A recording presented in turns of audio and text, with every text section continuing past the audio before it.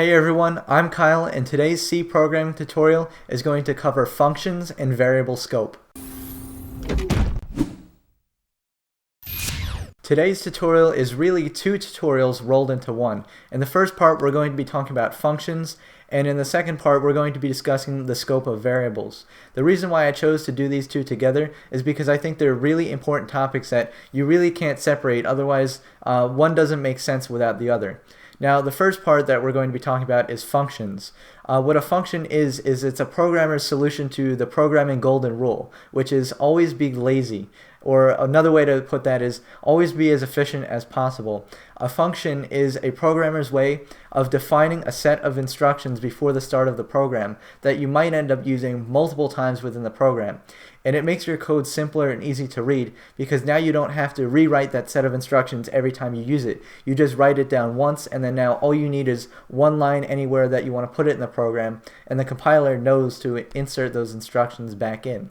The second part that we're talking about is going to be talking about variable scopes. We talked about variables all the way back in one of our first C tutorials, and we're going to be revisiting that. I very briefly mentioned variable scope, but it's something that we're going to be exploring in more detail now within the context of functions, because I think that's the perfect time to bring up this topic. That's enough yammering. Let's start making some functions. The very first thing that you should know is that a function must be initialized before you can use it anywhere in your code.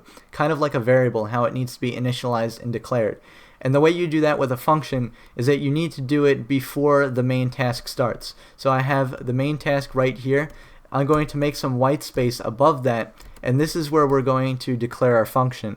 Now the next thing is that there are different types of functions that you can declare, and a lot of times they generally fall along the data types of variables that you can have, with one additional which is called the void. And I'm going to start with void functions first because I think they're the simplest and they're the easiest to understand. So I'm going to go ahead. First you declare what type of function you're going to create. In this case it's a void function, and I'm going to give it a name, so I'm going to call it Kyle, and every function is going to have an argument. Alright, so let's back up for a second. First of all, what does it mean to have a void function? So a void function just tells your robot or computer or microcontroller to do something, some kind of action or a set of commands, but it doesn't return anything back. So you're not going to get any numerical or logical value back. There's no feedback. The computer just does whatever is set forth in the instructions, and that's it. Then it finishes. So what do these parentheses mean? So this is the argument of the function, and this is where you can pass variables, which is something I'll get back to in just a few minutes. Anyway, this is a perfectly acceptable declaration of a function. Now what we need to do is outline the instructions that we want the function to execute when the actual function happens. So you do this with curly Q brackets, just like you would do with a task or a control structure. And then in here you just tell it to do something. And then your void function ends when you reach the other curly Q bracket. So when I go into task main, I can say run the function Kyle, right? And since it's a void function, I won't get anything back, and it'll just simply execute the set of instructions that we've set forth inside of the Kyle function. Now let's say we wanted to pass some variables to Kyle, which is what I mentioned before. So let's say we have well, I'll set up some variables within the main task. So we have, sorry, my caps lock is on. So we have long integer, we have variable a, and then, so we'll give that some value. We'll say that's 35, okay? And then we'll also make a floating point of variable b, and I'll say that's equal to 3.14. I'm real creative with my numbers, aren't I? And now let's say that these variables here are essential for the Kyle function to work. So the Kyle function needs these inputs in order to work. So what we're going to do is we're going to go back up here, and this is where when you declare the function, you can tell the compiler what inputs it needs in order to work. So I need, in this specific example, one long integer variable and one floating point variable, right? So the way we do that is very simple. Long integer, and we can now name this variable anything because this is the symbolic representation of the input. So we could name it variable a, but we don't have to. So I can call this num1, and then we also need one for the floating point, which is number 2, right? Oh geez, I didn't think that went out very well. Anyway, so now we've told the function, the compiler, that this function needs these two inputs, so one long integer value and one floating point value.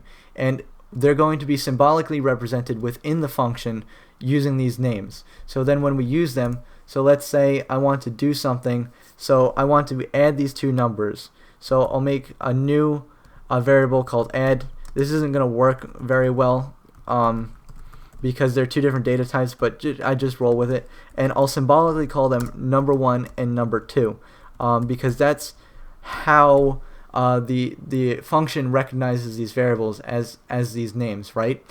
And that's very important. You're not going to call them variable A and variable B because that's what they're called over here, whereas within the function they're called here. Now that brings me to a discussion of variable scope. What the scope of a variable is the realm in which it can be seen. And there are things called local variables and things called global variables. These variables down here are local to the main task, which means they can be seen anywhere inside the main body of the main task. But if I were to pull up a function like this Kyle function, it wouldn't be able to see these variables because it's not defined within the scope of this function because it's local to just the main task. Now looking in here, I have variables called number 1 and number 2. These are local to this function, right? So what that means is that they can be used anywhere inside of this function, but if I was to call it from anywhere outside of this function, so if I was to say, hey, do something with number 2, right? So if I was to say number 2 equals number 1, it's going to throw an error. That's because, well, first of all, there's an error here because I didn't match up the argument. I'm getting to that. But there's an error here because according to the main task, these variables don't exist. They're not defined in the scope. So what that means is if I wanted to, I could have named these variables variable A and variable B because they're defined in this local scope here, and they're defined in this local scope here, and they won't interfere with each other.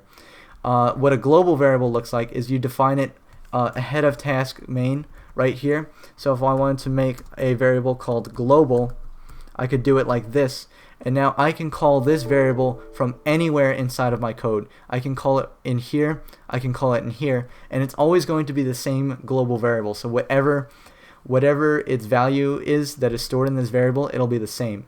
Now this is a programming practice that you generally want to avoid though, and the reason for that is because now this is the same variable across your entire code, but it could lead to a lot of conflicts that are happening. So for example, if I want to make a variable with the same name here, global, the variable is called global, but I want to keep it local to this function, it's going to interfere with this variable. That's why you want to keep variables as local as possible. So you want to keep variables that are only used in functions local to that function, or variables that are only used in one task local to that task. Global variables also have a habit of interfering with things like driver suites or operating systems firmware, so that's why you generally want to avoid global variables. By the way, you don't need to name your variable global in order to have it. Like for example, I could call this zebra, and now this is a global variable across my whole code. I can call zebra down here, right, and it recognizes it. So that's what global variables are, but you generally are going to want to avoid them. Anyway, going back to what we were saying before, I've called this function Kyle with 2 inputs. Now down here we need to give it the 2 inputs, and this is where I would say variable A and variable B. I would not call them number 1 and number 2 because those variables are not defined in this scope here. So we're in the main task right here, okay? And it knows variable A and variable B, but according to the main task, number 1 and number 2 don't exist. So that's why the inputs are going to be variable A and variable B. So this function Kyle, when we get to this part of the code, it's going to take these 2 inputs, which are stored here symbolically, and it's going to add them together. But we don't get anything back from that because it's a void function. And that's all the void function is going to do. Now I just want to show you an example of what a void function might look like in context. So this is a program that I made for a GPS car. So it has a little GPS receiver, and it uses it to navigate to a set of coordinates, right? These are void functions that control the robot's steering, and they're void functions because I don't get any feedback back. It just tells the robot to steer the wheel in this direction and just keep it there, right? So void steer right, and it has a set of instructions in here, and at the end it just ends with this curly Q bracket because nothing gets given back to it. And yeah, so that's what that looks like, and I could pass variables to it in here, like let's say steer right. I want it to steer a very specific angle, so a specific number of degrees. I could input that there and then use it within this function, but I didn't decide to do that. Now going back here, let's look at some of the other function types. Now the other function types are going to return values, which means that they're going to give me some value back. So I'm going to go ahead and erase our Kyle function so we can make a new function. So these functions will fall along the data types. So if I want a function that returns a long integer, I will call this function the long type, and I can give it a name. So I'm going to call this function giraffe, and I'm going to give it some inputs just like I did before. So let's say I want to make this function that adds two numbers, and that's what giraffe will do. So long integer value 1 and long value 2. So it knows it needs to expect two long integer inputs. So that's all review from what we did before with the Kyle function. Now what we're going to do is we're going to say our answer.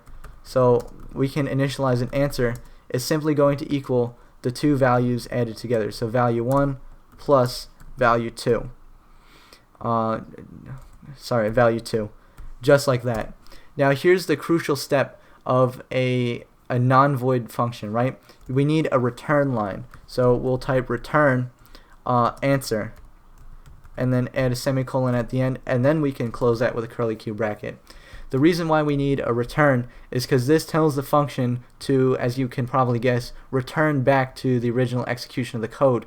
But at the same time, it also tells the function which value to give back to the main task. So this will all be easier to understand in context. So if I'm going to change this to long just because this expects two long integer inputs.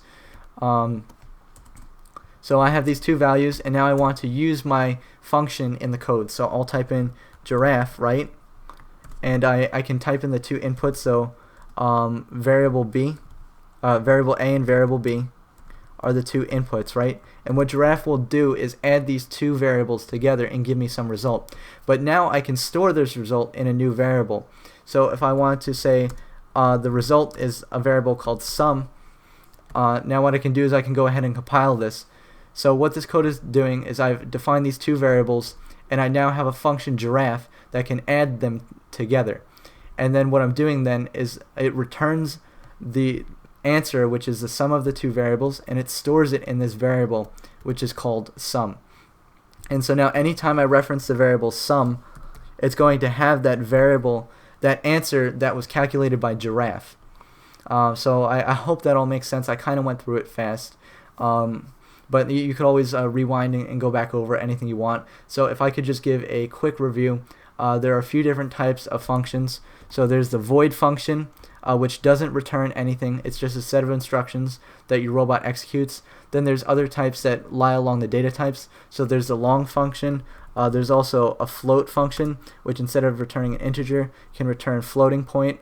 So I can call that float cow and give it some floating point inputs, 1, float 2. And then you could do it just the same as you would with all of that. So I should say that v1 and v2.